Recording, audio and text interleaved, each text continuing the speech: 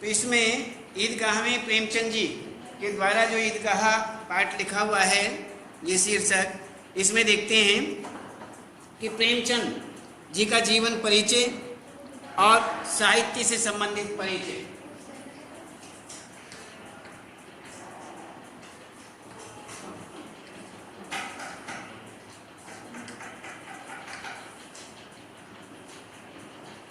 ये चला हुआ है, छोटी छोटी सी आवाज में कैच करेगा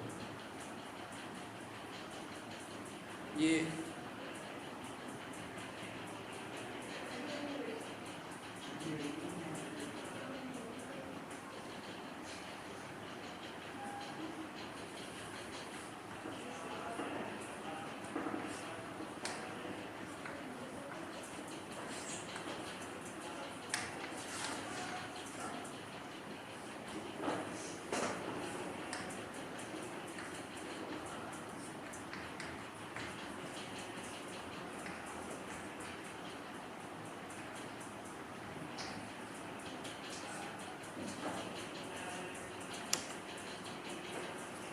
इसमें प्रेमचंद का जन्म जो है वो वाराणसी जिले के लम्ही गांव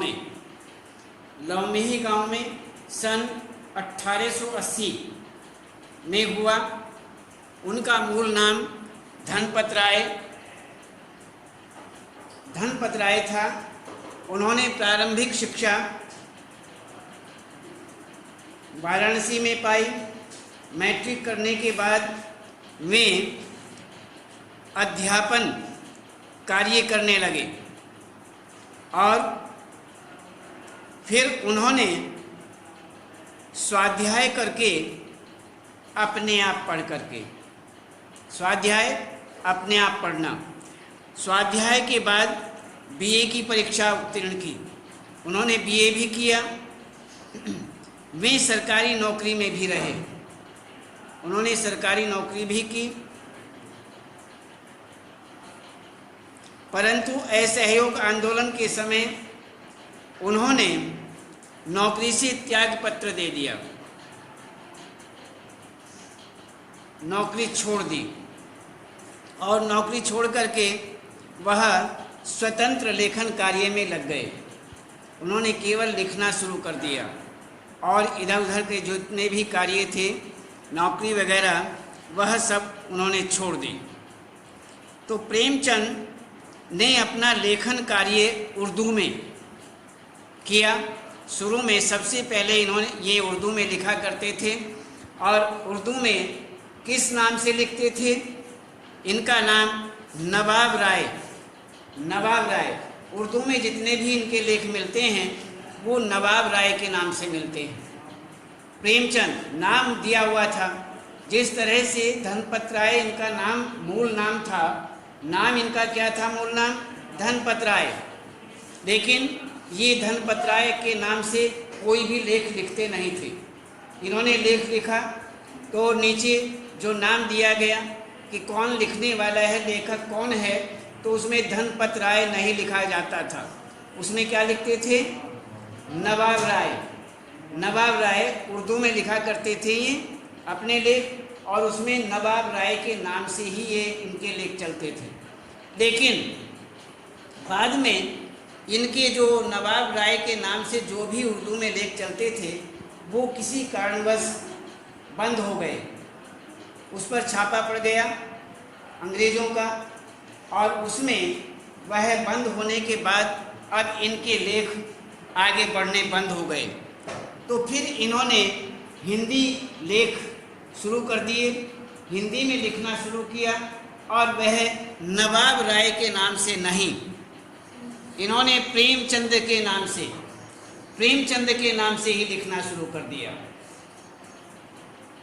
मूल नाम धनपत राय के नाम से इन्होंने कभी नहीं लिखा। बस बाद में नवाब राय और उसके बाद प्रेमचंद और अंत तक इन्होंने प्रेमचंद के नाम से ही अपने लेख लिखे। तो इसमें पहले ये उर्दू में लिखा करते थे नवाब राय के नाम से और बाद में इन्होंने हिंदी में लिखना आरंभ कर दिया।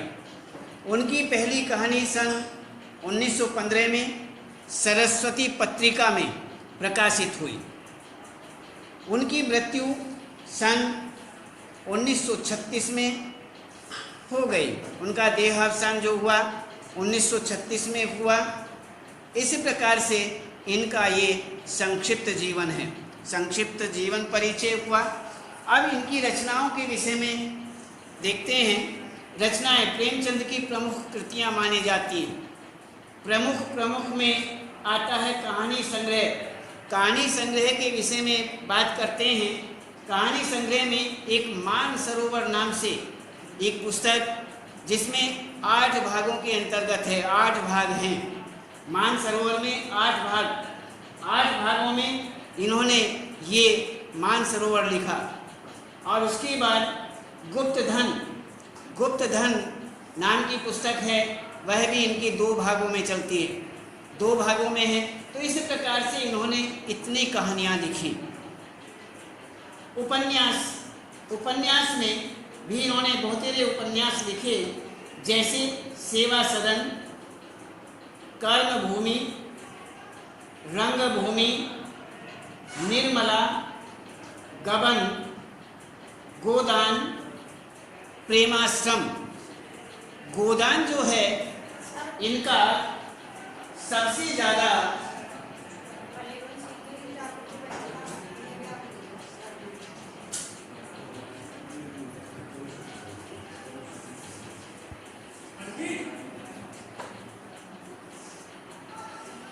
तो इसमें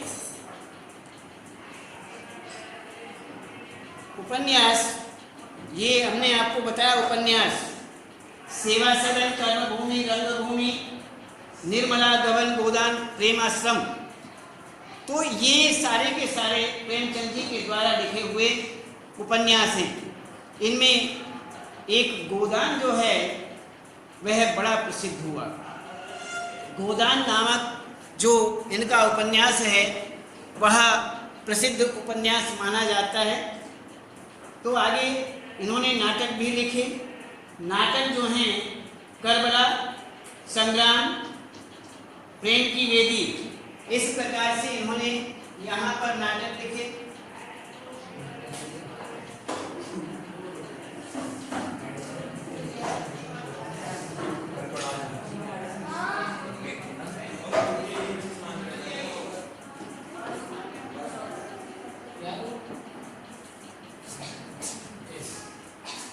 तो इस तरह से यहाँ पर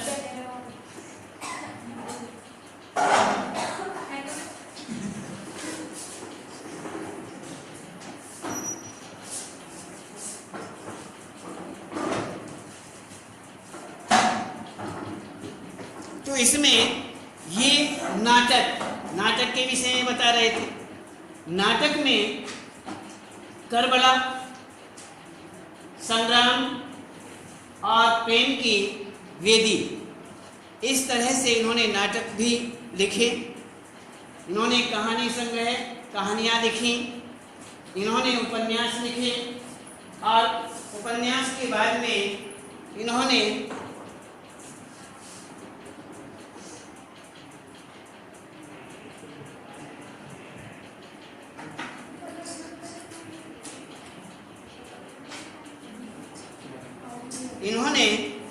उपन्यास के बाद नाटक भी लिखे। तो आगे कहते हैं निबंध भी इन्होंने लिखे। निबंध संग्रह के अंतर्गत इन्होंने विविध प्रसंग के अलग अलग कुछ विचार दिए। 3 खंडों में बताते हैं कि इन्होंने निबंध लिखे, अपने अपने विचार दिए। तो संपादन कार्य भी इन्होंने किया। संपादन कार्य के अंतर्गत इन्होंने क्या, कौन कौन सी पत्रिकाओं के अंतर्गत इन्होंने संपादन कार्य किया। माधुरी पत्रिका में, हंस पत्रिका, मर्यादा, जागरण, इन सभी में इन्होंने संपादन कार्य भी किया। तो इस तरह से इनकी ये प्रमुख प्रमुख जो रचनाएं हैं, कृतियां हैं, वो इस प्रकार की हैं जो आपको बताई गई। आगे देखते हैं कि साहित्यिक विशेषताएं इनकी क्या रही हैं। साहित्य से संबंधित इनकी विशेषताओं के विषय में बताते हैं कि प्रेमचंद के द्वारा इनकी अपनी जो प्रेमचंद की रचनाएं हैं, उन रचनाओं में किसानों, दलितों एवं नारियों की वेदना, बहुत ही परेशानियां किसानों को होती थी। किसान बड़े कष्ट में रहते थे, उनके विषय में भी इन्होंने बहुतेरा लिखा। और उसके बाद जो दलित हैं उनके विषय में भी इन्होंने लिखा। उन्हें क्या क्या परेशानियां, समाज के अंदर क्या क्या परेशानियां रही हैं, वो किस प्रकार से उत्पीड़ित रहे हैं, उन्हें किस प्रकार की पीड़ाएं मिली हैं, तो ये दलितों के लिए भी इन्होंने अपने लेख लिखे। आगे कहते हैं कि नारियों की वेदना उस समय और इस समय में बहुत ही अंतर है। उस समय जो नारियां थीं उनको कितना कष्ट वहन करना पड़ता था, वह कितनी दुखी होती थी, कितना दुख वहन करना पड़ता था, वह जानती थी। इसलिए नारियों, महिलाओं के लिए भी इन्होंने विशेष रूप से अपने लेख लिखे, जिससे उनके जो कष्ट हैं समाज में ये बात आकर के समाज किसी तरह से सुधर जाए, अपना रास्ता छोड़ दे। अर्थात यातनाएं देने वाला जो समाज है वह नारियों को यातनाएं न दे। तो इस प्रकार से इन्होंने उनके लिए भी बहुत सारे लेख लिखे। तो इस प्रकार तथा वर्ण व्यवस्था के अंतर्गत जैसे 4 वर्ण व्यवस्थाएं जो दी गई थी, इसमें जैसे अलग अलग व्यवस्थाएं थी, वर्ण थे। एक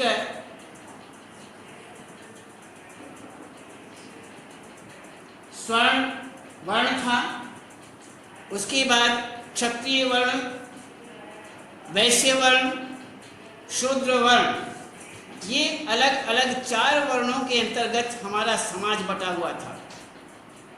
और इन वर्णों में क्या क्या त्रुटियां आई हैं, क्या क्या कमियां आई हैं, उन कमियों के विषय में भी इन्होंने अपने लेख लिखे। तो इस प्रकार से वर्ण व्यवस्था की जो कुरीतियां हैं, कमियां हैं, उनका मार्मिक चित्रण भी इन्होंने किया है। तो ये सारी की सारी स्थितियां यहाँ पर देखी गई। तो आगे कहते हैं कि साहित्य को सामाजिक परिवर्तन का सशक्त साधन मानते थे। कहते थे कि सामाजिक परिवर्तन, यदि समाज के अंदर कुछ परिवर्तन लाना है तो एक साहित्य के द्वारा ही परिवर्तन लाया जा सकता है। क्यों? साहित्य में आप समाज में यदि कोई परिवर्तन करना है, उसे बदलना है, उसमें कोई बदलाव पैदा करना है, तो एक लेख लिखा जाए और लेख के द्वारा कि ये कमियां हैं, कुरीतियां हैं, कमियां हैं और समाज के अंदर और वह इस प्रकार से सही हो सकती हैं, उनमें सही का रास्ता इस प्रकार का है, ऐसे लेख लिख करके समाज को परिवर्तित किया जा सकता है। तो इस प्रकार से यहाँ पर इन्होंने, प्रेमचंद जी ने यही कार्य किया। तो वही यहाँ पर बताते हैं कि साहित्य को सामाजिक परिवर्तन का सशक्त साधन माना जाता है। ये साधन हुआ। साधन कौन सा? साधन ये कि समाज के अंदर हम साहित्य के द्वारा ऐसे लेख पहुँचाएं जिससे समाज के अंदर एक साहित्य के सहारे से, साहित्य की सहायता से उसमें समाज के अंदर परिवर्तन आ जाए।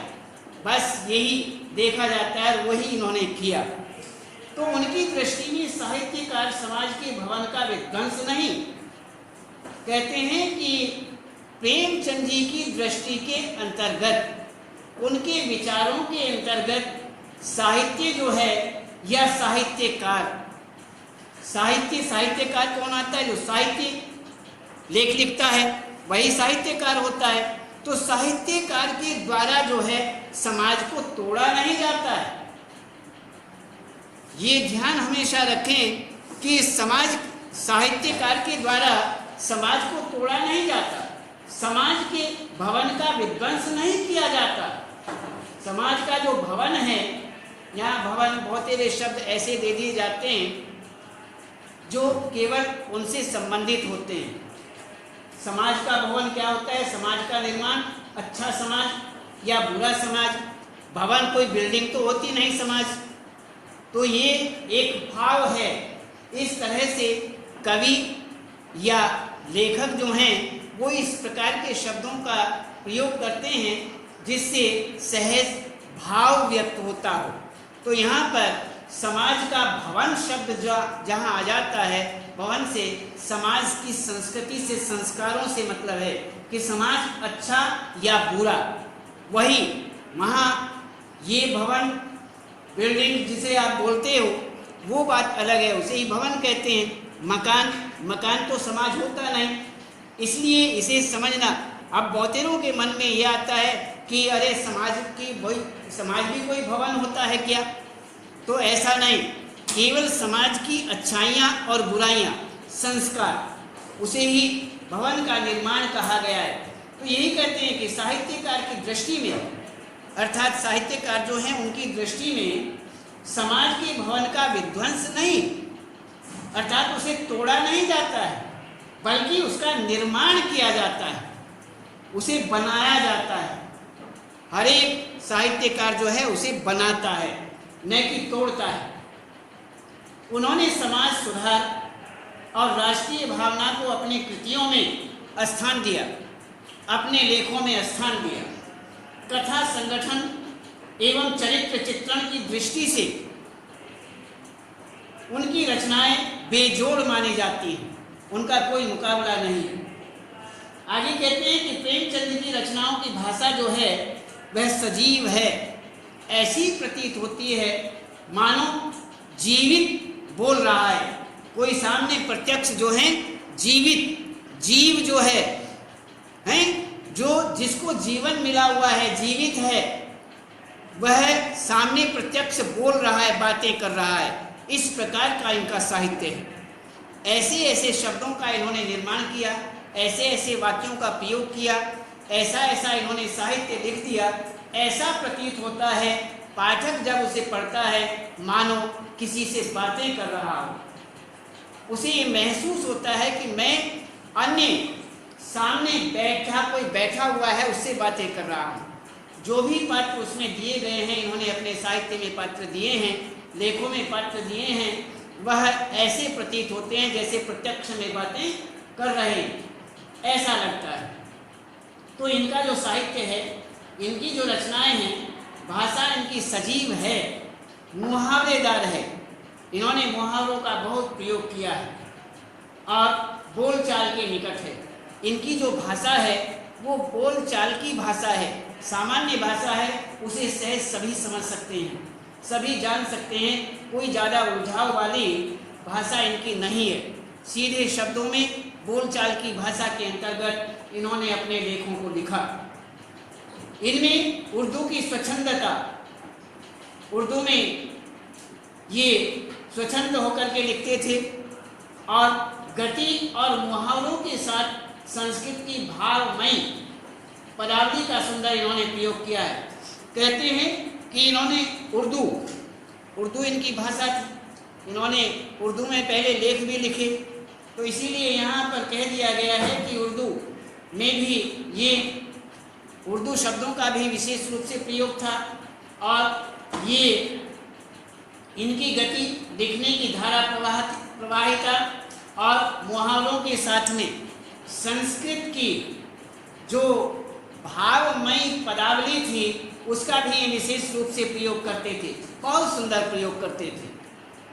प्रेमचंद ने अपनी कहानियों में और उपन्यासों से हिंदी को लोकप्रिय बना दिया। इन्होंने अपनी कहानियों के द्वारा और उपन्यासों के द्वारा हिंदी को एक लोकप्रिय बनाया।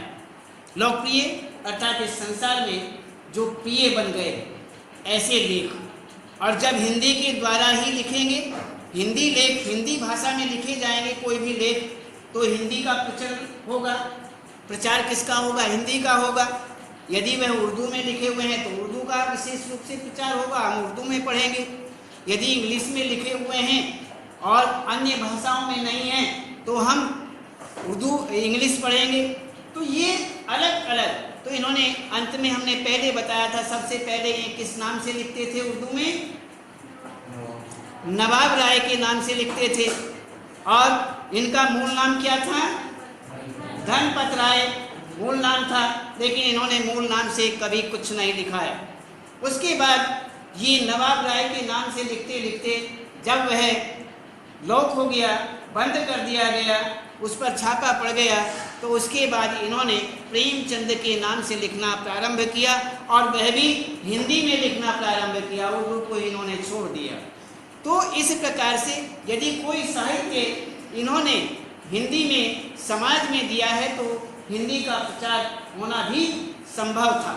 वही यहाँ पर बताते हैं कि कहानियों के द्वारा और उपन्यासों के द्वारा इनकी कहानियाँ बड़ी प्रसिद्ध रही, इनके उपन्यास बड़े प्रसिद्ध रहे हैं। और जिस लेखक के उपन्यास कहानियाँ आदि विशेष रूप से प्रसिद्ध रहती हैं, वो कारण सबसे बड़ा उस भाषा की प्रसिद्धि का बनता है, उसका प्रचार प्रसार सबसे ज़्यादा होता है। तो यहाँ पर लोकप्रिय बनाया तथा हिंदी कथा भाषा को नया आयाम दिया, नया स्थान इन्होंने दिलवाया। तो हिंदी में बाल मनोविज्ञान से संबंधित कहानियाँ बहुत कम लिखी गई। कहते हैं कि हिंदी में इन्होंने जो कहानियाँ लिखी हैं, बाल मनोविज्ञान की जो कहानियाँ हैं उनमें थोड़ा संख्या कम है, उसमें कम लिखी गई हैं। बाल मनोविज्ञान क्या होता है? बच्चों का मनोविज्ञान, बच्चों की मन स्थिति क्या है, मन की स्थिति बच्चों की क्या होती है, उसे मनोविज्ञान कहा जाता है। बाल मनोविज्ञान, बच्चों का जो मानसिकता है, वो कैसा सोचते हैं, कैसी उनकी मानसिकता है, इसके विषय में सूरदास जी, तुलसीदास जी, सूरदास जो हैं उन्होंने बहुत लिखा है। सूरदास बताते हैं, सूरदास अंधे थे, अलग अलग विचारधाराएं हैं। बहुत लोग कहते हैं नहीं नहीं अंधे नहीं थे, बाद में अंधे हुए। उनकी आंखें जो हैं, आंखों की ज्योति जो है बाद में नष्ट हुई है, पहले वे सही थे। लेकिन कुछ का मत है कि नहीं, वो पहले से ही नेत्रहीन थे। अब उनका मत क्या है? वो ये कहते हैं, कहने लगे अरे इसमें यदि इतनी बारीकी से किसी ने वर्णन किया है, प्रकृति का वर्णन किया है, या किसी के रूप का वर्णन किया है, वेशभूषा का वर्णन किया है, उनकी आकृति का वर्णन किया है, तो बिना देखे कैसे कर सकते हैं? इतना सूक्ष्म वर्णन बिना देखे नहीं किया जा सकता। इसलिए बहुत ही विद्वानों का मत है कि नहीं, ये बाद में नेत्रहीन हुए, और कुछ का मत है कि नहीं नहीं ये पहले से ही नेत्रहीन थे, जन्म सिद्ध अधिकार था इनका, तो ये तो जन्म से ही अंधे थे। तो अलग अलग विचार हैं। खैर, सूरदास जी के विषय में नहीं, ये मैं आपको बता रहा हूँ प्रेमचंद जी के विषय में। तो यहाँ पर बाल मनोविज्ञान से संबंधित कहानियाँ बहुत कम इन्होंने लिखी। प्रेमचंद उन दुर्लभ कथाकारों में से माने जाते हैं, दुर्लभ जो बड़ी मुश्किलों से मिलते हैं, बहुत मुश्किलों से, बहुत दुर्लभ होते हैं। मुश्किलों से मिलने वाले जो लेखक होते हैं वह उनमें से कौन? प्रेमचंद। तो कहते हैं कि ये प्रेमचंद जी जो हैं उन दुर्लभ कथाकारों में से माने जाते हैं जिन्होंने पूरी प्रामाणिकता एवं तन्मयता के साथ बाल जीवन को अपनी कहानियों में जगह दी, जगह इन्होंने दी है। इन्होंने कहानियाँ, बच्चों के लिए कहानियाँ लिखी हैं, ऐसा नहीं, कहानियाँ तो इन्होंने लिखी हैं, उनकी कहानियाँ भारत की साझी संस्कृति एवं ग्रामीण जीवन के विविध रंगों से सराबोर हैं। कहते हैं कि उनकी जितनी भी कहानियाँ हैं वो समाज से संबंधित हैं, सामाजिक कहानियाँ हैं, संस्कृति से संबंधित हैं, संस्कारों से संबंधित हैं। इन्होंने पूरे ग्रामीण जीवन के विविध रंगों को अपनी कहानियों के अंदर सराबोर कर दिया, उतार दिया। अर्थात ग्रामीण क्षेत्र का जितना जीवन होता है, गांव में जिस प्रकार से जीवन व्यतीत किया जाता है, अब इस समय हमारे जीवन में और उस समय के जीवन में धरती आसमान का अंतर माना जाता है। अब हम सभी बहुत सुखी हैं, बहुत आराम हैं, हर तरह की ग्रामीण क्षेत्रों में भी हर प्रकार की सुविधाएं हैं, हर प्रकार की सुविधाएं आ रही हैं। लेकिन उस समय कोई सुविधाएं नहीं थी, बड़ी कठिनाइयाँ थी, बड़ा कष्ट महन करने के बाद अपना जीवन ग्रामीण क्षेत्रों में पूरा करते थे। तो इसी प्रकार यहाँ पर इन्होंने भारत के अंदर बहुत सारी कहानियाँ लिखी। तो यहाँ ये जो पाठ है ईदगाह प्रेमचंद की बाल मनोविज्ञान की विशेषताओं को अभिव्यक्त करने वाली एक कहानी है, और ये उस मनोविज्ञान के द्वारा, बाल मनोविज्ञान के द्वारा ही प्रतिनिधि मानी जाती है।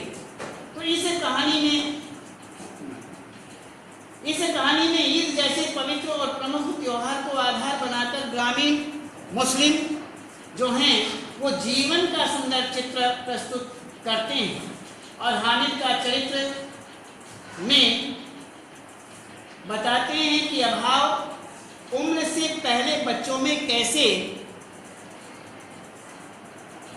बड़ों जैसी समझदारी पैदा कर देता है। जब किसी के मम्मी पापा गुजर जाएं और वह छोटा बच्चा हो तो वह बड़ों जैसी बातें करने पड़ती है। एक मनोविज्ञान के द्वारा ये बात बताई गई है। तो इस प्रकार से हामिद जो है अपनी हर चाह पर संयम रखने में विजयी हुए।